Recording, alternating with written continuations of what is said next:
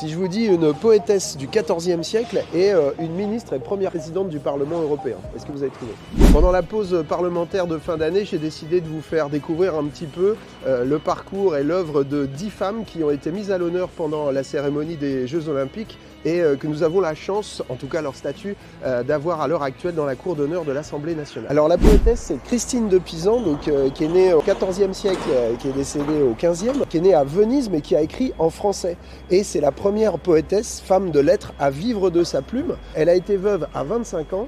Et en fait, elle a décidé d'élever ses enfants toute seule. Elle a écrit pour la dignité des femmes et le fait qu'elles soient considérées à égalité avec ces hommes. Et j'ai choisi de vous parler d'elle et de Simone Veil. Bon, on la connaît mieux, hein, c'est cette femme au courage incroyable, rescapée des camps d'Auschwitz et qui va être ministre en 1974 sous la présidence de Valéry Giscard d'Estaing. C'est elle qui fait voter, presque contre son camp, le droit au recours à l'interruption volontaire de grossesse. Elle a laissé son nom dans l'histoire, en particulier pour cette raison. Mais si vous voyez une autre bonne raison de nous parler d'elle, dites-le en commentaire de cette vidéo.